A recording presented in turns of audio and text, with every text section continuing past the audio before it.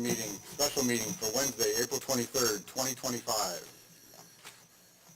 Only thing on the agenda today is the continued public hearing at 6:30, special permit site plan application AMG Pub 2 LLC proposing to combine properties and reconfigure gas pumps in the building into a relocated retail convenience store and gas station for properties located at 2720 and 2736 Main Street in a Z Commercial Zoning District ID 14-227 and 14-225. Before we start, I want to make sure everyone understands everyone sitting here tonight is actually sitting on this application, and they will be voting tonight. Also want to make sure that we're all on the same page, that we keep it quiet in the crowd so everyone can present and have their fair speaking session, as well as time constraints. We're only talking about stuff that is being presented tonight or since the last meeting. We're not going back meeting upon meeting upon meeting to talk about the same thing. So I just want to make sure you guys understand that. And I'm going to ask the commissioners to keep me honest on this. We need to make sure this doesn't go 4 hours for just the stuff that we're talking about that was presented to us in the last week. Just want to make sure we're on the same page. And staff, I think you have something to say, Kim? If I may, I did review the last meeting once again as far as why we were continuing the meeting. At approximately 3 hours and 18 minutes in, and somewhere around there, on April 16th of this year, the hearing was continued until this evening, 6:30 p.m. We were talking about site distance as it relates to Forest Street. We had questions and comments, and there were presentations and some, concerning Forest Street access drive, whether it be ingress or egress. The chairman also mentioned anything submitted tonight, meaning 4/16/25. The issue of the whole convenience store issue was talked about, and I can certainly talk to that as well. And then with any public hearing, we have the rebuttal and conclusion from the applicant, but as you mentioned, public comment can kind of be tied towards these items also. So, if the commission has any comments or questions concerning that. You guys ready to go? Yes, sir. Okay, all right. Good evening, Mr. Acting Chair. Amy Suchins, for the record. Here with me again tonight is Gareth Wilson, our project engineer. Frank Velocito is our traffic engineer. He is on Zoom this evening. I know Matt Baldino's here, and there's some follow-up after the conversation. If you recall, we got Matt's comments sort of late in the day, right before the hearing, and that's where some of the questions came up about the site distance and the in-out, where we were trying to respond to those as we came into the meeting. So I don't have anything. I'm going to plan to wrap up after everybody speaks, but I'll let Gareth walk you through those questions about the plan changes that were made to address the comments we received on the traffic and peer review issues.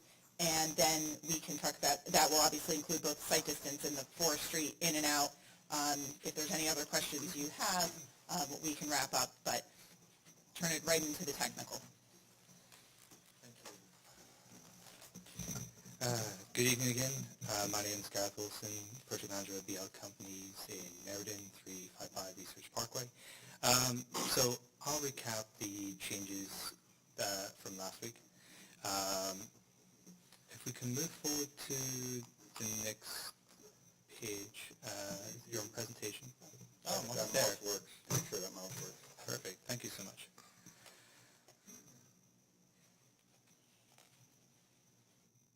This does not send you the right sheet. Okay. So there were two main changes from just the start of last meeting. Was the change in ingress to egress of Forest Street under the recommendation of Sully's peer review of our traffic study. So I'll see if I can zoom in.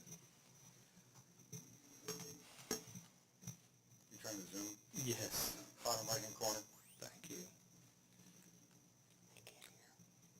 Something went wrong. Could you speak into the microphone a little better? People can't. Oh, they can't hear? Oh, okay. Sorry, is that better? This Zooming has not worked. I'll go to the next page. If it doesn't have it highlighted, I might fix the issue. Or not. So I think it'd be useful to see these. I don't know if it's, just jump across to the pure civil plan where it's not highlighted. I think Adobe crashed on you. Do we need to restart this? I'm not too sure if... I would leave that to, I think your Adobe is having a problem. I just need to get into the site plan.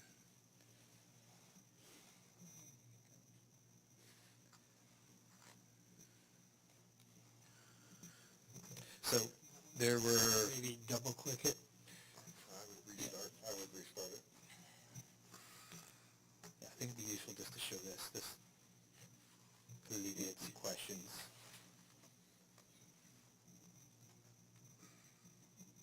You can go ahead and close it and open it just like you would at your desktop. I'll just close everything.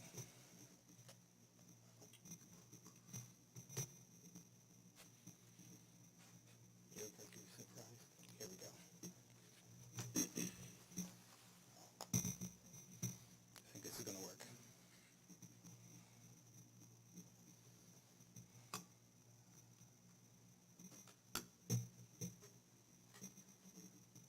Okay, I won't zoom if that's okay. Trust you've all got the site plans in front of you as well in hard copy. So the main item was the change in ingress on Forest Street. We've made those changes on the site plan. That's mainly by marking changes, changing around signage, etc. We've also changed the driveway apron here just to make it concrete rather than striped as was before, just so it stands out a lot more than it did previously. The next sort of most important item, I suppose, was the sidewalk here adjacent to it. We extended that further as far as we could before we start hitting more steeper slope as we up Forest Street. There's a site distance plan for this, and I'll mention that briefly later and hand over to the traffic team to discuss that. And then calling out explicitly the 20-foot vegetation buffer. It was on the plan as a line. We've put out 3 call-outs on it to make it absolutely clear that that's what that is intended for. So it's clearly marked there. There hasn't been many other comments, any changes on the site plan. There was a question over the DOT detail for the standard sidewalk, which it was actually in the previous set. I missed that, apologies, but that is in there, and they requested a 5-foot width sidewalk as an so we provided that. I also spoke with DOT this morning. They're happy with the curb cuts and access along Main Street, so they have no further comments on that. We also presented an alternative landscaping, changing the 5 white oaks to 8 arborvitaes, and we made that change if I just skip.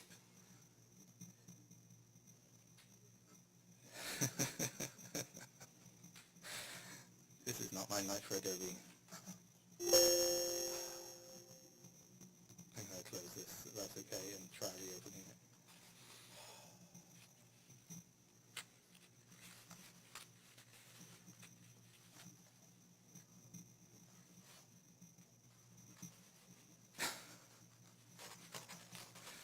Apologies, this is not working. I'm not too sure if you're able to turn to C5.00 on your packet. Let's try and resolve this. We did supplement in that landscaping plan with the 8 arborvitaes, which the neighbour kindly appreciated last week. So they are the main changes on the site plan. We obviously had to do a site distance plan, which we also passed over to Sully for their review. Oh, here we go. Almost. Before it froze.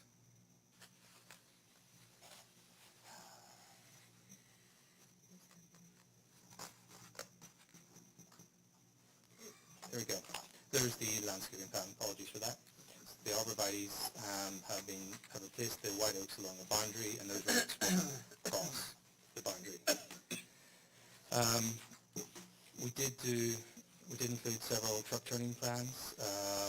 Nothing's really changed on those. Here we have the SU30, their standard delivery truck, making the loops line to the loading area at the rear and back out again. We also have a WB50 to show that that is possible, doing the same maneuver, and then the gas truck itself making the same maneuver as well around. So it all fits within the drive aisles. It currently makes that same maneuver through the site, so we're maintaining that. We did have a site distance, and it's crashed again, site distance plans for Main Street, and also one was requested for Forest Street, so which we provided that, and I'll let Sully comment on that and what their thoughts were on that. But in short, that's the changes from last week. I'm not too sure if you want to ask any questions on that, or should I hand over to our traffic engineer, who's online at the moment? We'll just keep on going with the presentation, so we'll accept the traffic engineer now. Sure. Thank you. Good evening, everyone. Can everyone hear me first of all? Yeah, certainly can. Great, thank you. And thank you to Ms. Ritchie for accommodating me this evening over Zoom. I really appreciate it. I know it's an exception, not the rule, so thank you again. Gareth, you may need to still do a little driving as I talk to this. It might be helpful to amplify some of the things I'm talking about and maybe hover over the mouse. But basically, the high level here, and what you're seeing at the top of the screen is a aerial view of the site with a focus on the egress driveway on Forest. And you'll see a few black lines that are going both east and west from that driveway. And then there's another line that looks like it is more or less on the center line of the roadway. Just from a high level, site distance is generally described as the distance along the traveled path of a road that a driver on a minor street, such as a driveway, can see. So site distance is based on prevailing speed on a roadway. So the faster the speed limit is, or the faster the prevailing speed is, the more site distance a person who's trying to turn out of a driveway would need in order to execute a turn safely. So the site distances here are based on the 30 mile per hour speed limit. And what they are is, if you're a driver that's leaving the driveway on Forest, you're facing south, so looking to the left or looking east is required, as well as looking to the west or to the right is required. So those are the two lines that are shown. And the bottom three, they kind of look like graphs or charts, are how those sight lines relate to the vertical topography of the roadways. So there's a horizontal component to sight distance, and there's a vertical component to sight distance. If the road is a windy road, you might be limited horizontally. If it's an up and down, lots of hills and valleys, you might be limited vertically. In this particular case, you can see that horizontally we have very good sight distance. There's no significant obstructions to the left or to the right, east or west, that would obstruct sight distance from a horizontal standpoint. From a vertical standpoint, the gradient of Forest as you move to the east is more or less in line with where the height of the driver's eye is. So if you're a little bit taller than the average person, you would probably be able to see right through that crest and that hill to the required distance for an oncoming car. The required height is 42 inches. It's 3.5 feet above the paved surface is where you we're basing that height. A car, of course, is taller, is higher than 3.5 feet. So someone who's leaving the driveway looking to the left, up Forest, would be able to see the top of a car very clearly, but it may be a little bit before he sees the actual driver's face. In those situations where you have a slight obstruction in sight distance, you want to check the stopping sight distance. It's a different type of sight distance for a driver who's actually on Forest coming down the hill and needing to see a potential conflict at the driveway location. And that sight distance is more than adequate. So when you have enough stopping sight distance, when your stopping sight distance exceeds your intersection sight distance, even if you have an obstruction, it's considered acceptable and there are no issues with sight distance. So I know that was kind of a lot of technical information. The end of the story here is that we've done what Soli asked of us in terms of doing the sight distance analysis. We looked at both horizontal and vertical sight distance as shown on the profiles, and we've concluded that there is adequate sight distance for both a left turn out and a right turn out of the driveway.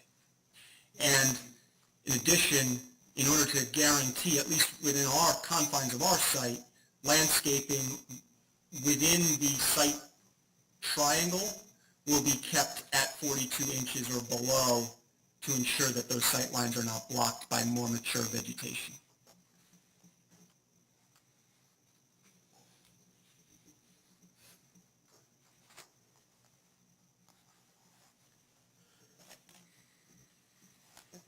Is it the species that determines the height of the 42 inches of vegetation? We just have grass going through there plus a street tree. Okay. So the street tree is just down to the trunk. That's the only obstacle. Yeah, it would be like akin to a utility pole, or even less.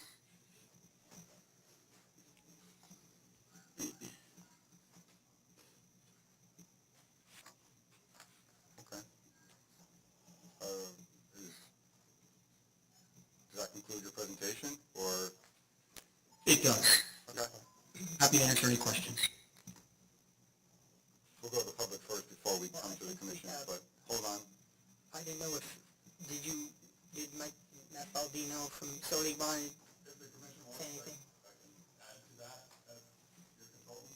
Yes, please. Yeah. So, again, for the record, Matt Baldino, licensed professional engineer with Soli Engineering. We're the consultant engineers reviewing the traffic study on behalf of the town in this scenario. As mentioned, we did review these plans that were prepared and are provided in front of you with respect to the sightlines. They were completed in accordance with standard methodology. I would also want to just point out one of the additional things that we looked at that they didn't quite touch on. This may crash, but I will zoom in if I can. So an important thing when you're looking at sightlines is also to understand property lines of abutting properties. So as you can see, the sightline that we had them complete out of this exit driveway, it was important that we also made sure that it didn't cross in front of neighboring properties. Again, if I think the commission asked the question about what trees would be allowed in there or what vegetation could be in the sightline.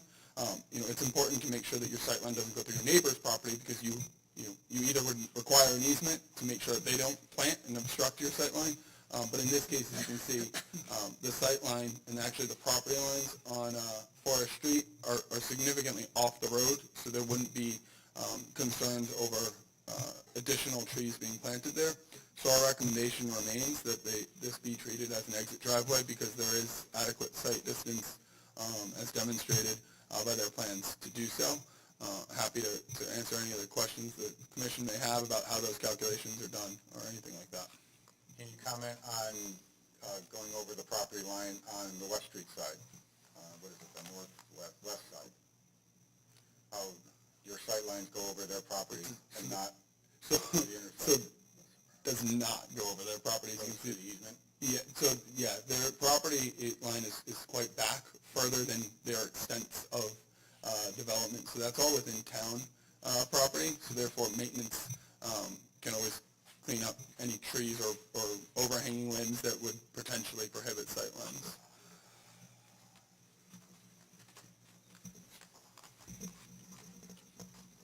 Okay. Do you guys have any questions for our peer review before we ask the public to speak? I think we should go to the public Can I go to public? Yeah. Okay, we'll go to public first then. That's the key. Anyone from the public who wishes to speak on this application? And the items we discussed tonight. You guys choose who goes first. Now we are tailoring the comments to what we're hearing this evening. Yes. Correct.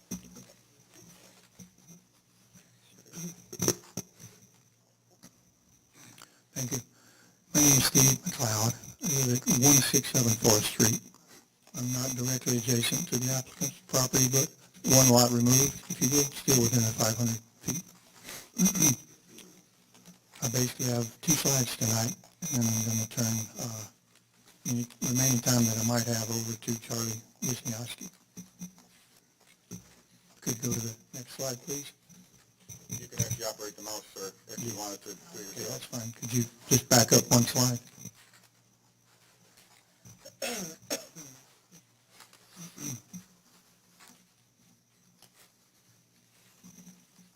Go forward one slide. Okay, I have a slide that's missing. I'll talk about it. I'm sorry for the delay here. One thing to mention, it's something from the past, but it's actually hasn't been discussed.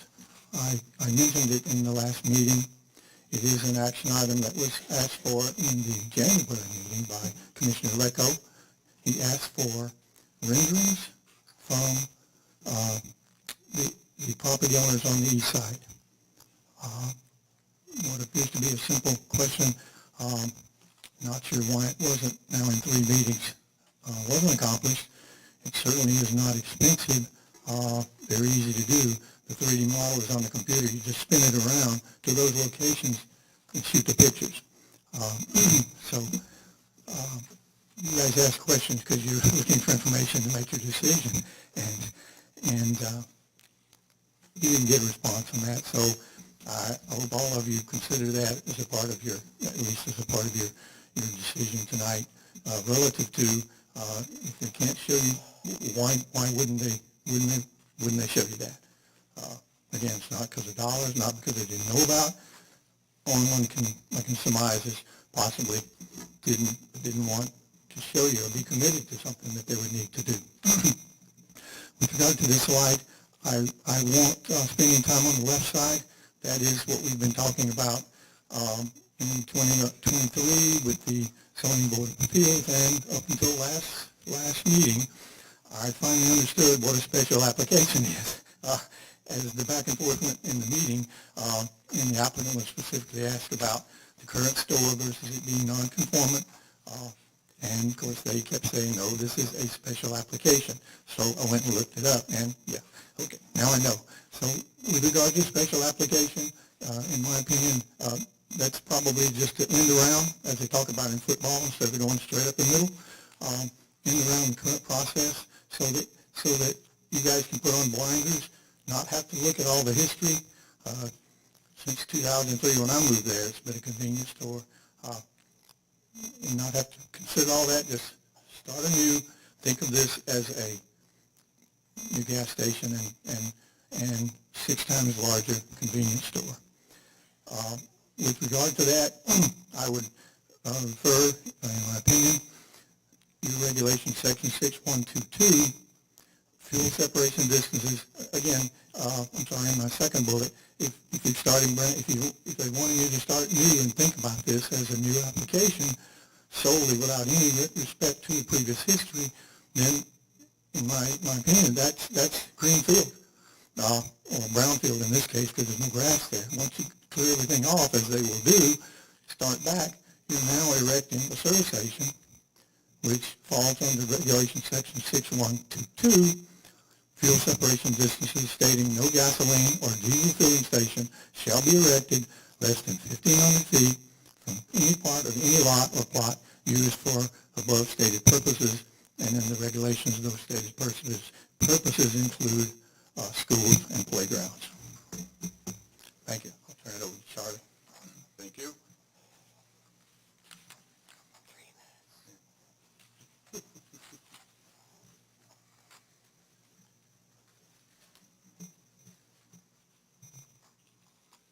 Charlie Wisnowski, 670 Old Main Street, Rocky Hill. I'm not going to read the slides that I had prepared. Ideally, you would have looked at them and understand the gist of what I was saying. But I went over to the town hall today and observed there was a new set of plans dated received April 22nd. Supposedly, I guess, in response to the meeting that was held a week ago. And those plans now show a 20-foot vegetative buffer on the north and the east, as they should. But the plans continue to fail to show the vegetative buffer on the south side of the original 2720 Main Street. That's 33 feet. And Gareth Wilson just showed you a red line, 90-degree angle. There was a red line on the north, and it made a 90-degree turn approximately, and it went across the east side of the property all the way to the back of 179 Forest, showing 20-foot vegetative buffer. Unfortunately, that's wrong, because in the corner, it's 33 feet. Minor issue, maybe. The most significant issue from the presentation, the April 23rd, it now includes the tractor trailer turning ratio, turning and so on, which the tractor trailer diagram in the plan shows that it's 55 feet long for the purpose of showing the turning radius. And as expressed last week, but not commented on by the applicant this week, sure, that shows a tractor trailer, if it was driving through, would have that approximate travel path. That approximate travel path is on top of the actual tanks. Now, the canopy, for which you never had a plan, but scaled off, is 50 feet wide. And the tractor trailer's purpose of going through there is to offload the fuel. And as I said before, that's done on the passenger side by extending hoses. And because the tractor trailer is 55 feet, if it's slightly to either side, a car trying to do the circulation around the dispensers would run into a fueling tractor trailer truck. So what they do, the delivery people, is they put cones out. When the cones are put out, front of the truck, back of the truck, it takes maybe 70 feet. Therefore, there is no circulation around it, and because of having 6 dispensers, you're pushing the tractor trailers eastward. It doesn't work. Thank you. Thank you. Anybody else from the public? Yep.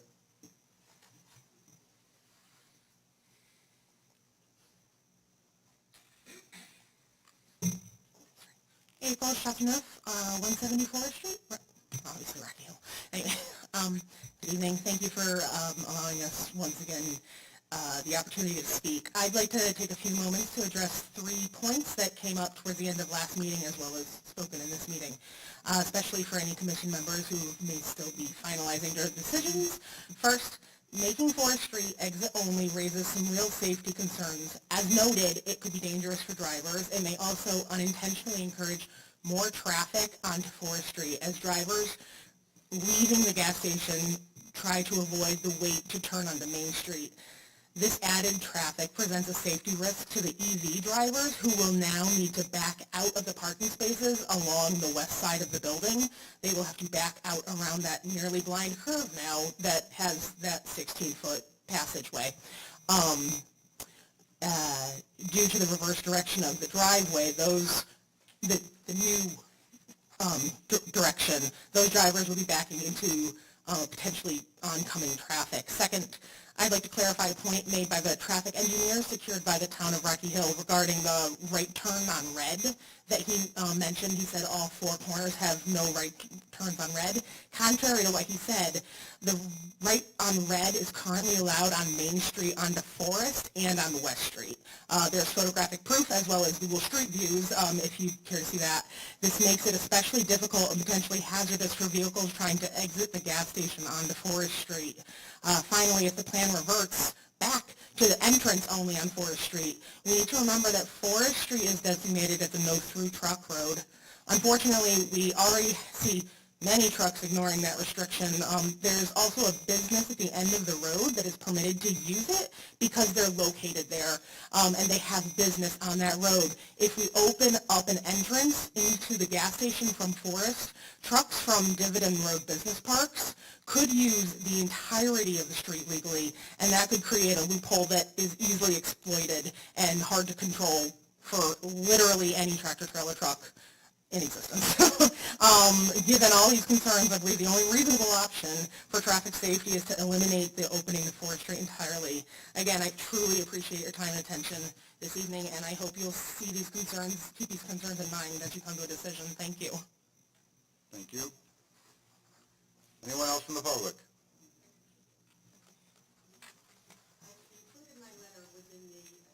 You'll have to talk into the microphone. Blanche Metzlin, 65 Tollgate Road. If you can pull that mic closer to your mouth so we can put it, yeah, perfect.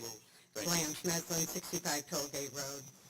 I strongly oppose the proposed expansion of the convenience store at the Citgo station at 2720 and 36 Main Street, which includes massively increasing its size and extending its hours of operation to 24/7. The present convenience store may not be legal in the first place, but the proposed site is far too large for this area, threatening to disrupt the neighborhood. It is simply incompatible with the residential neighborhood and could attract an unreasonable amount of traffic. Would you like a 4,200 square foot store in your backyard? The plan to operate the gas station and store 24/7 will create unnecessary light pollution during nighttime hours. This will affect the quality of life of nearby neighbors. The increased noise from cars, delivery trucks, and customer activities during the late night hours could impact the peace and rest of nearby families. Excessive illumination not only disrupts sleep patterns, but also contributes to the degradation of natural light conditions, a growing environmental issue recognized by many municipalities. Additionally, increased crime and loitering are potential risks. Businesses that operate throughout the night can attract unwanted behavior and require greater police presence. This development sets a troubling precedent as it opens the door for more intrusive developments in the future in other residential neighborhoods. This is a residential neighborhood, not a commercial corridor. I respectfully urge Council and Planning and Zoning to reject this proposal and consider alternative solutions that serve our community and needs without compromising the integrity and livability of our neighborhood. Thank you. Anyone else from the public?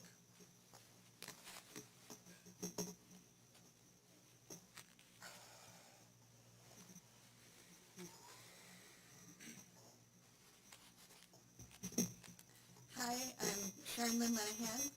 I live at 39 Stephanie Circle. I've come to many meetings regarding this matter, and I've heard the applicant's team make many changes and concessions to their plans. For that, I thank them. I've also heard many of my neighbors' concerns go unanswered or at least answered with promises that I'm not sure that they have the power to uphold. For instance, sound pollution. I think it's great that we're being assured that trash removal and tank fueling will not happen at less than optimal hours. However, the reality is, eventually these concessions will be forgotten and no longer adhered to. The applicant will have moved on to the next project, but those of us living nearby will be stuck. Who will hold the owner accountable for these promises and how? Last week, Mr. Wilson stated that, quote, this property could use a little love and TLC, end quote. I would like to elevate the fact that property owners can give their sites TLC and make improvements without entire renovation. The renderings being shown look lovely, with established trees and landscape buffers. But how long will it take for said greenery to reach that point? And will the owners address landscaping if it dies or if it does not take? Past practice has not filled me with hope. Again, who will hold the owners accountable and how? At one of the earlier meetings, I believe I heard that a special permit must show the appropriate improvements have no adverse effects on the area. I do not believe that this has been proven. The applicant has tried to address many of the issues raised by several of my neighbors who are much more knowledgeable than I. However, none of it seems like enough, and at times, some of it creates alternate issues. Lastly, I hope it is clear by now that no one in the neighborhood wants this. Has anyone come to the meeting to speak for this project? I urge this board to deny the special permit in the interest of Rocky Hill residents for whom you speak. Thank you. Thank you.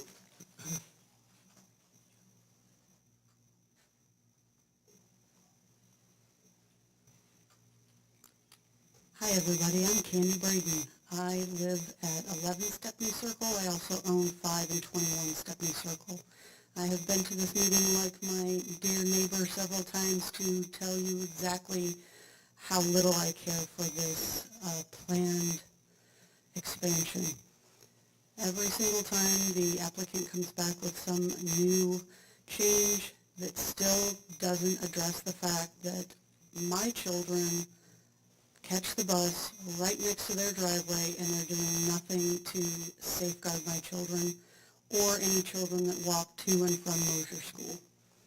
Even now, changing the egress on Forest, regardless of how they do that, you're increasing traffic, and that endangers our children. Please don't approve this. Thank you. Anyone else from the public?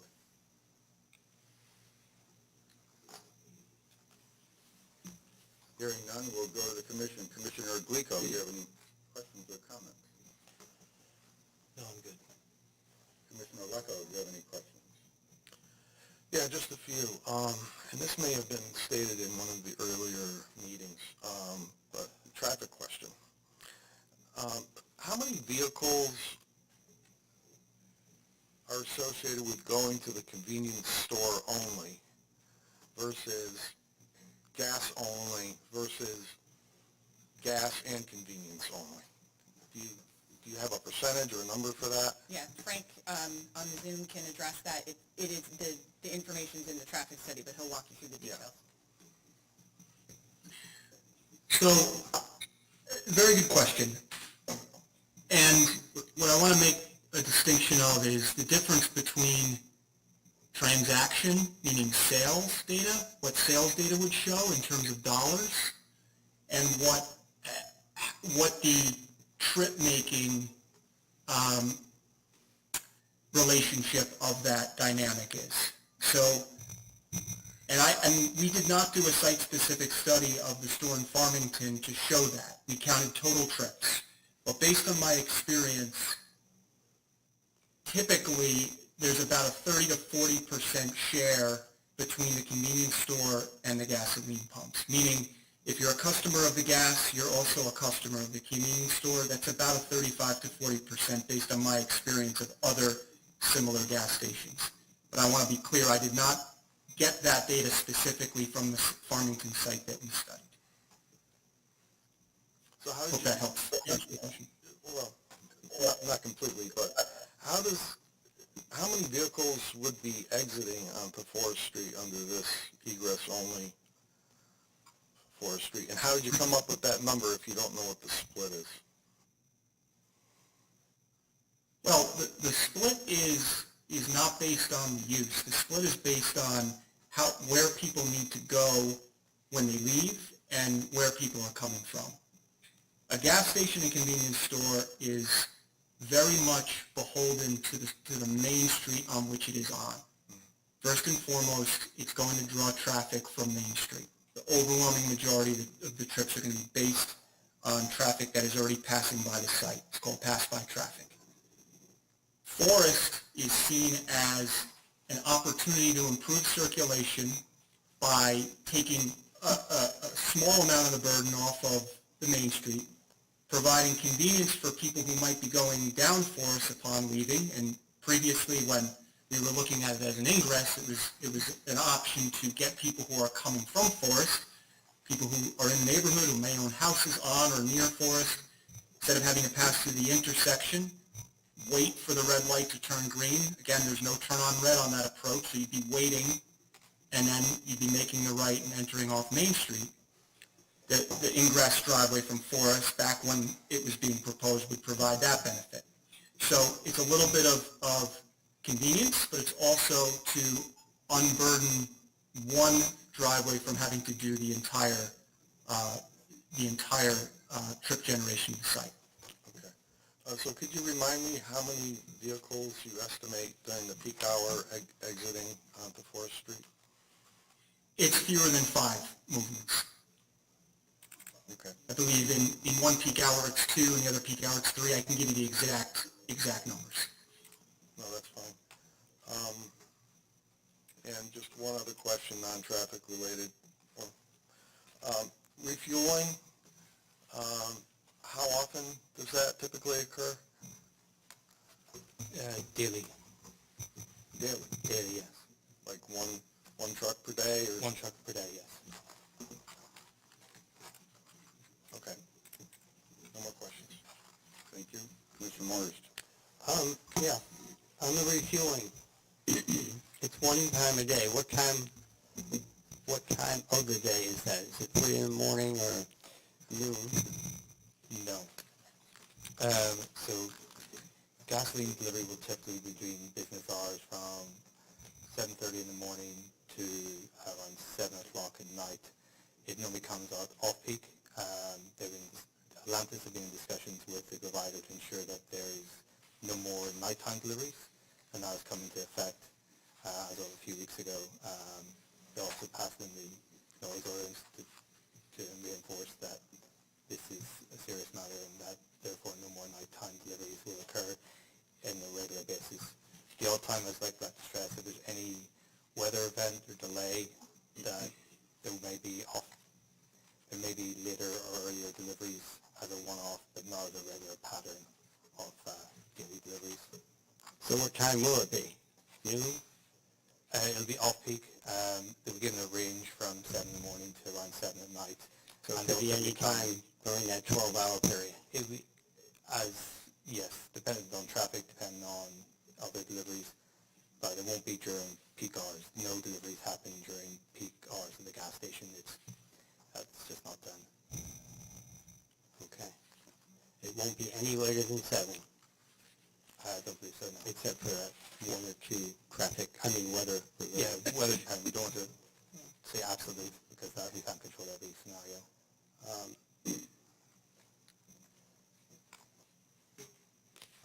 That's about it for me. Okay, Commissioner Robbins. Just want to check to see if I'm reading this correctly, because it's very small.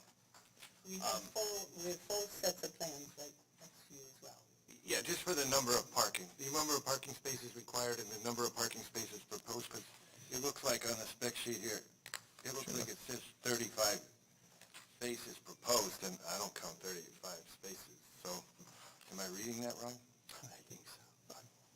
Yeah, I don't know if you're reading it wrong, but there are not 35 spaces on it. Anyhow. So there's the pumps themselves count as one space, if that's what's throwing you off. So in the regulations, So there's 12 of those, yes. and then, So then there's 9 along the rear. I remember. There's 1 there to the side, beside the garbage enclosure. There's 7 along the front. Is that the missing one? The 7 along the front of the building. Yeah. 4 along the immediate rear, and another 2. So Okay. that should be everything. That's very close. All right, that's the only question I had. Thank you. I think I'm good with questions. I got one more. Can you explain why there's no detail of the canopy? At this stage for permitting, we normally don't provide detail for the canopy. That comes under the building permit, typically. We're showing graphics and rendering. It's going to be exactly the same elevation and same type of canopy as there was before. So what is the elevation? 15 feet. 15 feet high? Yes. What's the width? The width, 40...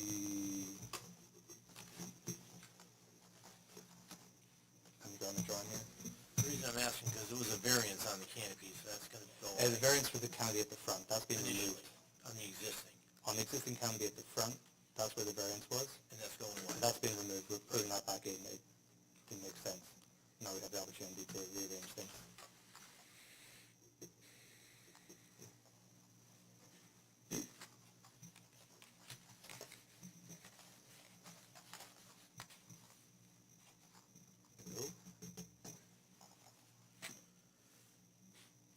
Yeah, I'm sorry. Were a few pieces of correspondence that were received since our last meeting. I did check, it was slightly earlier than when I got back to the office. There was an email dated Friday, April 18th, sent from Noah Morgan. All it says is Forest Street homeowner. Happy Friday. I recently watched the recording of a large portion of the meeting from last Wednesday as it pertains to special permit site plan application proposing to combine properties, reconfigure gas pumps in the building into a relocated retail convenience store gas station. The property is located at 2720, 2736 Main in the C Commercial Zoning District, and wanted to reiterate my thoughts on the matter. I've already have an obligation Wednesday evening to produce my attendance, otherwise I would make the below statements. After seeing some of the renderings and the applicant presented, specifically as it regards landscaping and new tree coverage, I am even more strongly in favor of approval for this development. The current properties visible at the intersection, including 179 Forest Street, 2736 Main, are a general eyesore. Added tree coverage proposed by the application will make the overall appearance of this intersection in the Forest Street neighborhood significantly better. The road is currently sandwiched between 2 dilapidated commercial lots, the aforementioned to the west and a pseudo junkyard to the east. The state of Forest and Main and West intersection is clearly negatively impacting property values for the neighborhood and needs an update. We are also in desperate need of a truly walkable amenity, which the proposed convenience store would become. On a separate note, I would strongly advocate for sidewalks along at least one side of Forest Street, but I don't want that discussion to hold up this application. Overall, the main issue for this special permit, as I understand it, was the setback between the commercial and residential properties. The current application, in my view, goes above and beyond what is reasonable to further isolate, separate an existing condition gas pumps in a commercial space. I do not see how any other neighbors could make an argument against this proposal in good faith, since it will, without a doubt, dramatically improve the aesthetic and utility of the neighborhood.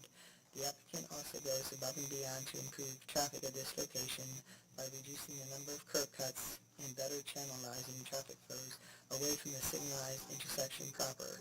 The addition of EV charging station is also a massive benefit, specifically for someone like myself that owns a PHEV.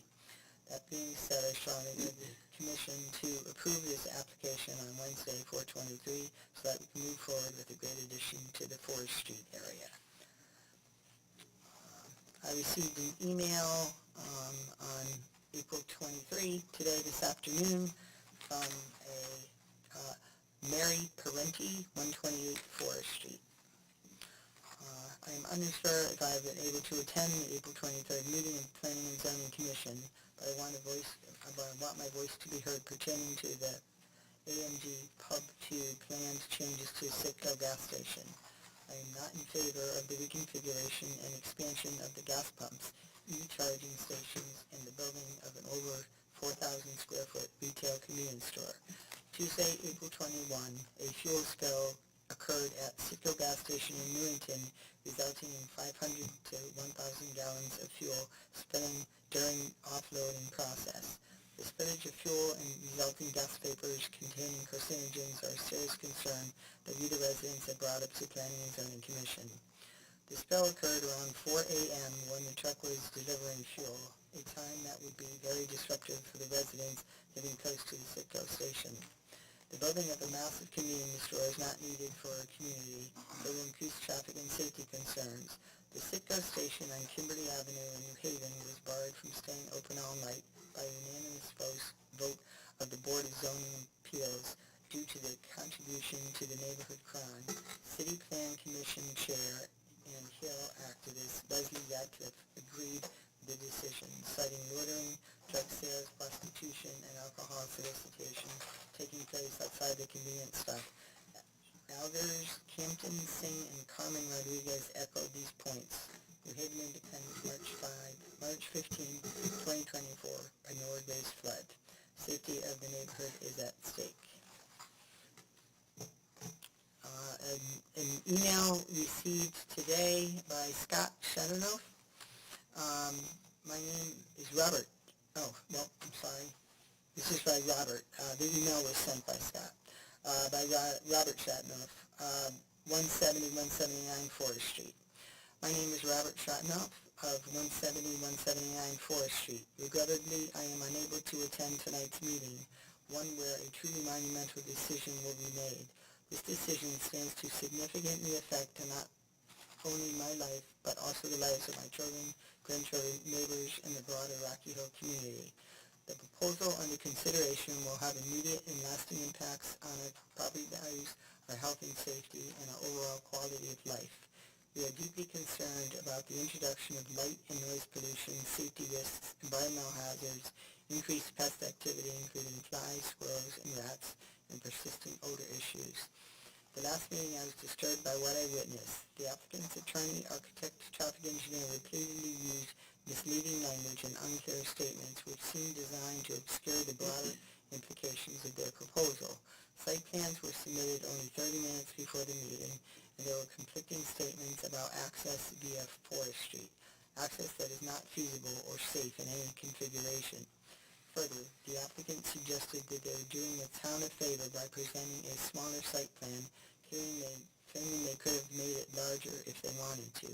This appeared to be an attempt to earn goodwill with a misleading narrative. Equally concerning was the applicant's attorney's plain waiting frustration that the special permit request was only for an extra gas pump. This was inaccurate and an obvious minimization of the project scope.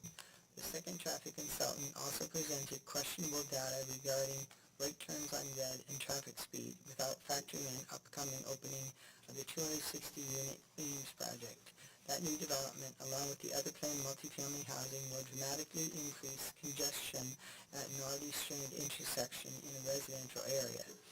It is an error to approve 24/7 operations for the existing gas station, while the applicant seeks to leverage long-standing variances granted with strict conditions over 35 years ago by attaching a smaller adjacent parcel. This maneuver should not allow them to bypass modern zoning ordinances. Ideally, any new development should be held to current standards both for safety and for the integrity of our town's planning process.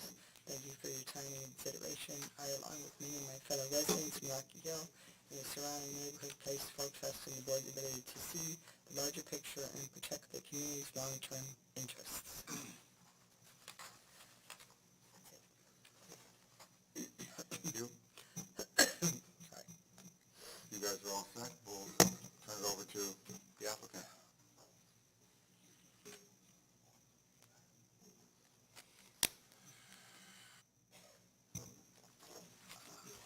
All right, thank you, Mr. Chairman and Commission members. I just wanted to wrap up with, frankly, a summary of what the issues are before you. I think there were some questions in not last week's meeting, but last month's meeting in March about your authority for special permits. conditions or considerations for public health, safety, welfare, et cetera. And frankly, it's been an issue that has been at the Connecticut Supreme Court and Connecticut Appellate Court quite frequently over the last couple of years, and there have been some very clear decisions that have come out about what the scope of your jurisdiction is. The leading case from 2022 is called McLaughlin versus Bethel Planning and Zoning. In it, it was a question, and the exact issue before the court was whether a zoning commission can deny an application for a special use permit based upon noncompliance with the general standards. So, if you don't comply with public health, safety, welfare, enumerated in the zoning regulations, despite full compliance with the technical requirements therein. And ultimately, the answer was no. A general finding that this is not consistent with the public welfare or public safety is insufficient for a basis for denial. The court goes on to look at what the evidence was before that commission. It actually involved a crematorium, and so there were some concerns about what was going to be in the air, about property values in the area. And what the court ultimately found is that for a commission evaluating a special permit, and we're going to talk about special permit and site plan a little bit differently, is that you have to find a site-specific evidence about what that concern is and how it ties to information that was provided in the record. And so the court's conclusion is, and this is the quote, general concerns, speculation, and mere worry without more do not qualify as substantial evidence. So the information that's been submitted to you by, frankly, a number of our neighbors, some of the questions that have come up as a result of that are not based on site-specific information, site-specific criteria here. Your town engineer has reviewed the plan. He looked at the turning movements for the trucks, for the vehicles, all found to be acceptable. Your traffic peer reviewer looked at the plans, looked at the traffic study, was the one who actually suggested converting the driveway to Forest Street to an exit only. Between the comments last week and tonight, you have complete agreement between the two experts tasked with looking at traffic issues on the safety and operations of this site, and that exit is beneficial to taking at least a modest amount of traffic outside the intersection. The fire marshals looked at the plan, had no further comments. I think there were some comments that were raised by some members of the public about safety of pedestrians in the area. As you saw in the plan, as Gareth noted, discussed with DOT, closing up a number of these existing driveways, which are just wide open, narrowing where vehicles can come in and out, adding the sidewalks to the extent possible, all start to address a number of those safety considerations. The other thing is that with respect to noise or light pollution, you have the lighting plan in the record, compliant with your ordinance, that there's no light spillage. I think you're probably familiar as properties come in and bring lighting into compliance with current standards as opposed to lighting standards where you have a lot of glare, you have a lot of light spillage over to adjacent properties. These are consistent with the current ordinances. And so I think when you look at, again, the information before you, the expert testimony in the record, the actual evidence that is before you is uniform, it's consistent, and shows that we're in compliance with all of your criteria. There's been suggestions that you can't believe that we're going to comply, that somehow we're not going to follow the deliveries, what the enforcement mechanism is. Number one, you can't assume that we are going to create a zoning violation, but in the event that there was noncompliance with either an ordinance or a condition of any approval you might issue, those are all questions of enforcement. And then I think the last point that I wanted to make was sort of on the context of the special permit versus the site plan. The McLaughlin case, as I noted, was specific to special permit criteria that applies to the gas station component of this application. Again, the retail component is a site plan use.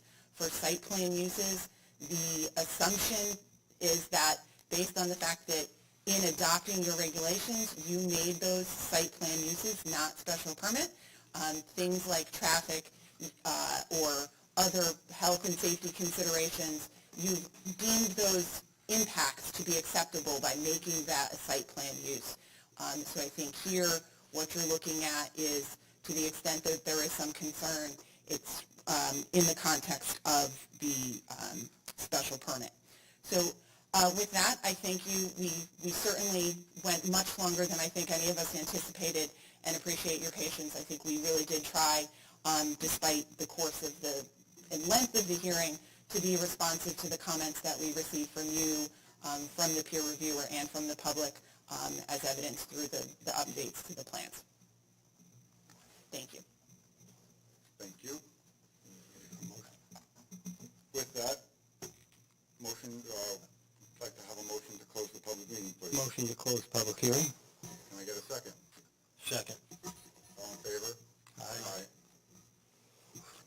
Okay, the next thing on the agenda is to call the meeting to order, and the only thing on the agenda tonight is the special permit site plan application. I intend to make a motion to deny special permit site plan application A&G Pub, proposing to combine properties and reconfigure gas pumps in the building into a relocated retail convenience store and gas station for properties located at 2720 and 2736 Main Street in a C commercial zoning district. I'll second that. Seeing that we're all seated, we can discuss this now. I'd like to, Okay, who seconded the? Alan, so I'd like to read a little something here. It is our responsibility to evaluate each proposal in the context of public health, safety, and welfare, as well as its compatibility with our community's infrastructure and long-term planning goals. We also need to take into consideration the professional reports and public comments about this application. The primary concern in this application was the impact of the proposed expansion on traffic circulation and safety. The project raises significant concerns related to increased traffic volume, site access and egress, potential congestion at a questionable nearby intersection, and overall traffic flow in an already constrained and problematic area.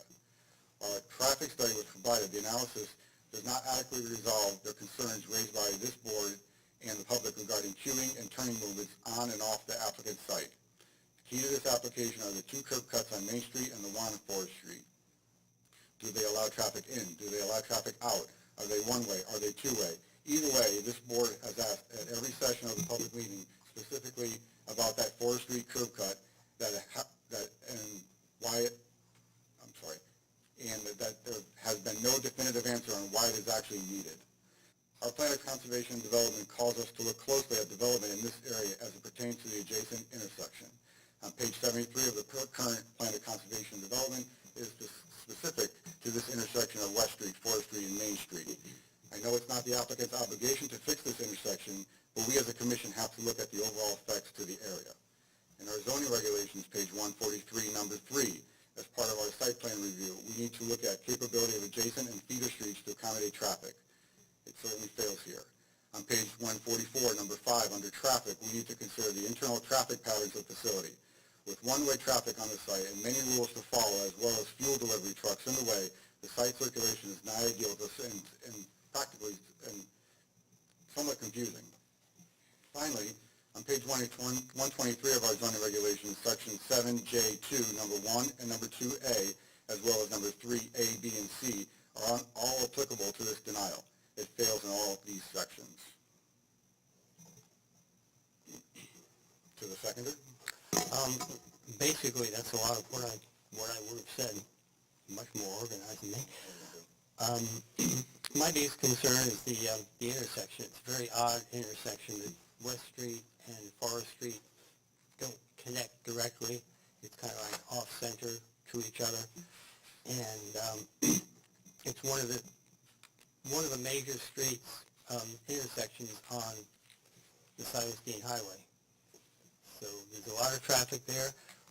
I know it's not a commercial throughway on Forest Street, but Main Street has commercial and truck traffic almost 24 hours a day. You know, I've been living here for 25 years now, and Main Street is always busy. So, so basically, my concern is the intersection and traffic safety concerns, and I've got a couple of minor concerns, which we can be told is not going to be an issue, but there's late night noise. There's people in parking lots. We've heard that a couple of times, had a couple of these sessions, that there's people, I mean, I don't want to get into the real details of what truck drivers and drivers have done in the woods, but you can just imagine. And there's also, although the lighting meets the specifications, there's always lighting leaving the site, any site, into the neighboring houses, the back windows and whatever. So that's essentially my reasons for seconding it and agreeing that it should be denied. Thank you. Commissioner Goodwood, do you have any comments? Yes, besides what's been said already, one of my biggest concerns was the fact that once you're on the property, you can't traverse the whole property. You're forced to leave the property to come back in if you needed to use any of the additional amenities. As an example, if somebody's charging their vehicle and they're there for 20 minutes, 30 minutes, and they see that they need air in their tire, they're being forced onto Forest Street, then back onto Main Street just to get to the air pumps. It just, to me, it doesn't seem practical that you can't traverse the property to use all the amenities. So that was one of my biggest concerns. 20 hours of operation was another. I think that would add to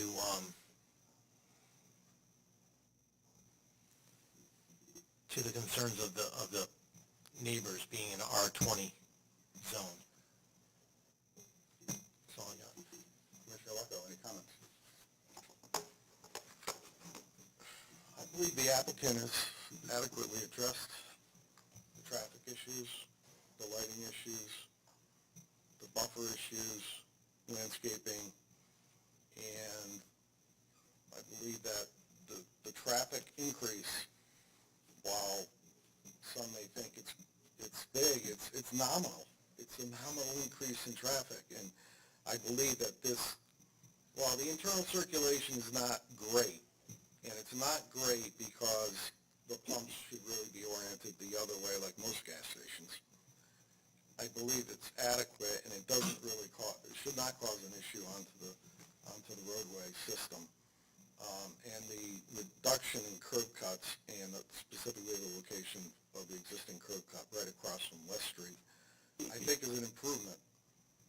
So that's all I really have. That may be a dissenting opinion, but we'll see. Okay, it's your opinion. Yeah, that's all that matters. Commissioner Robbins.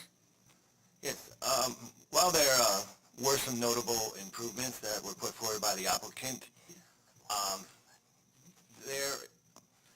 the application as proposed with the increased intensified use on this parcel will not mitigate the impacts that our current residents in the adjoining properties are already experiencing.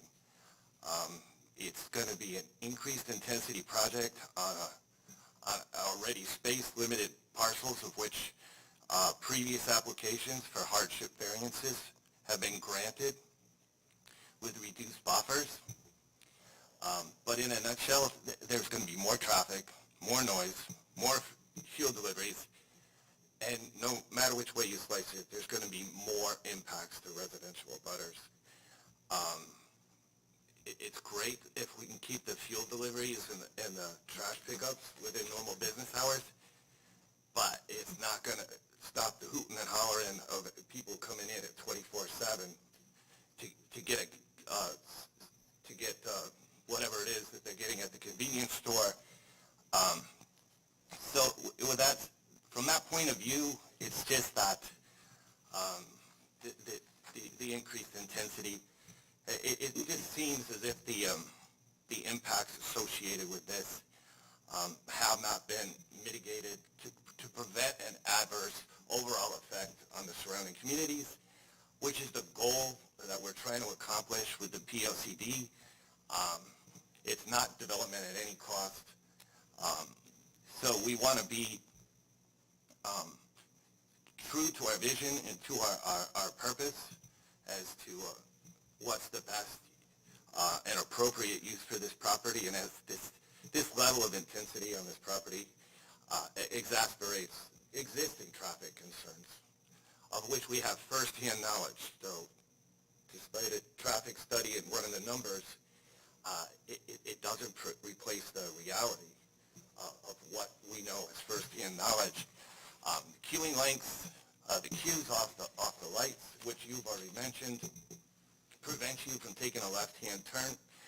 That traffic, based on the traffic study, those people coming out of the north exit on parcel 2720 are going to experience a 100% increase over the existing traffic there is now, based on the traffic study during peak hours. So you were talking about a 100% increase in traffic. The other thing that is not my primary concern, but it's certainly a notable concern, is that the previous development of parcel 2720 was based on, as it exists today, was based on hardship applications to maximize and provide the best use for the owner of that gas station installation.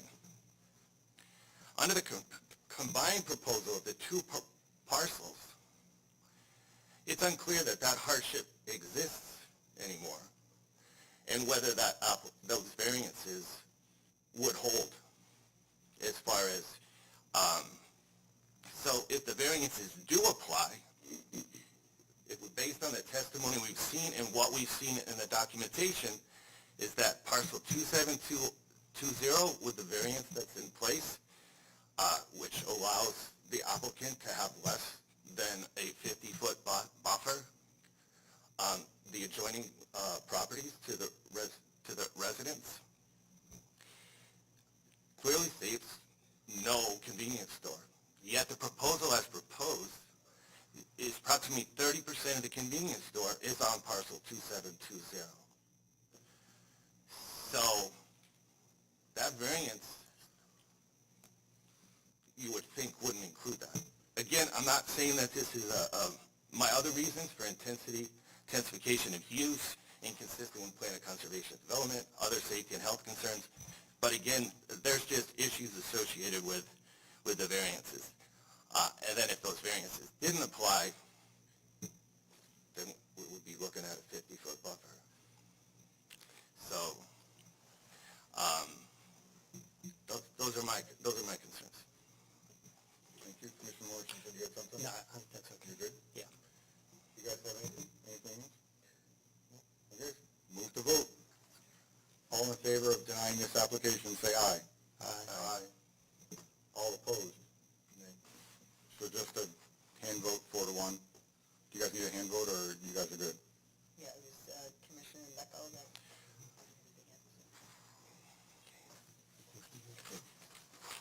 Thank you very much. Refrain from applause. Motion to adjourn? Are we ready for that? Yeah, we are. Okay, motion to adjourn. Second. All in favor? Aye.